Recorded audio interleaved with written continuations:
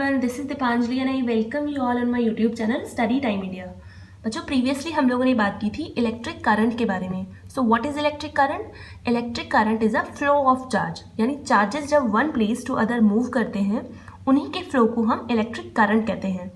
अब charges flow किस में होते हैं? तो कोई ना कोई कंडक्टिंग पाथ है जिसके थ्रू वो जाते हैं वन पॉइंट टू अदर। उस कंडक्टिंग पाथ में बहुत सारे इलेक्ट्रिकल कंपोनेंट भी ऐड होते हैं, जैसे बल्ब है, वायर, स्विचेस, बैटरी, इस तरह के। तो आज हम लोग उसी पाथ के बारे में पढ़ेंगे, उसी कंटिन्यूअस कंडक्टिंग पाथ के बारे में पढ़ेंगे जिसमें से electron one place to other move करते हैं। उसको कहते हैं electric circuit. So what is electric circuit? Electric circuit is a closed path that allows electricity to flow from one point to other। यानी एक पॉइंट से दूसरे पॉइंट तक इलेक्ट्रिसिटी फ्लो होती है। उसी पाथ को, उसी क्लोज पाथ को हम लोग इलेक्ट्रिक सर्किट कहते हैं। जैसे ये डायग्राम देख रहे हैं आप लोग, इसमें बैटरी है, स्विचेस हैं, वायर, बल्ब, तो ये सारे इलेक्ट्रिकल कंपोनेंट मिलकर एक क्लोज पाथ बना रहे हैं। इसी को ही हम इलेक्ट्रिक सर्किट कहते हैं। अब इलेक्ट्रिकल सर्किट में यानी इस पाथ में तो बहुत सारे इलेक्ट्रिकल कंपोनेंट जुड़े हुए रहते हैं, बल्ब, स्विचेस, बैटरी, वायर। अगर इनका एक्चुअल डायग्राम बनाने लगे तो इससे तो बहुत टाइम लगेगा और वैसा बन भी नहीं पाएगा, बहुत डिफ़िकल्ट काम है। तो साइंटिस्ट ने इनके लिए कुछ सिंबल बनाए हैं जिन्हें सर्किट सिंबल कहते हैं या फिर इलेक्ट्रिकल सिंबल बोला जाता है।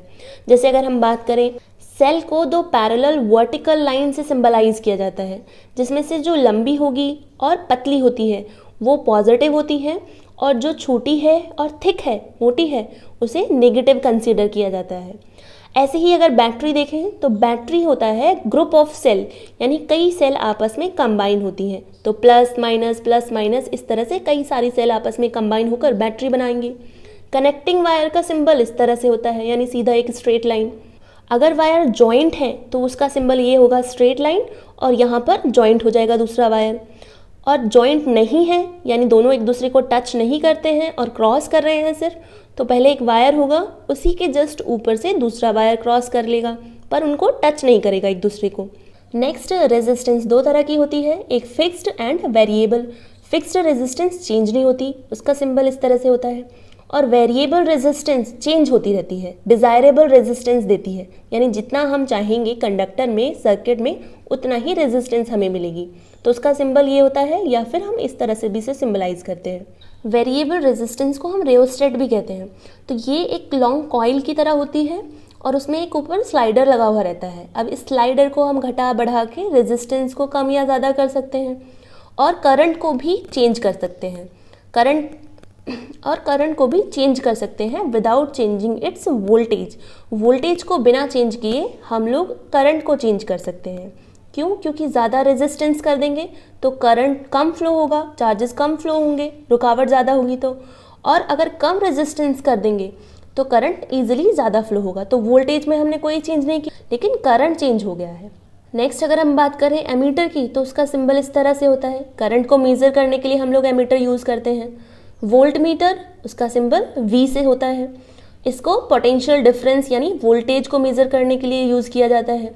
गैल्वेनोमीटर, जिसका सिंबल होता है G, इसका यूज़ किया जाता है करंट को डिटेक्ट करने के लिए, यानी किसी भी कंडक्टर में करंट फ्लो हो रहा है या नहीं, इस बात का पता चलता है गैल्वेनोमीटर से।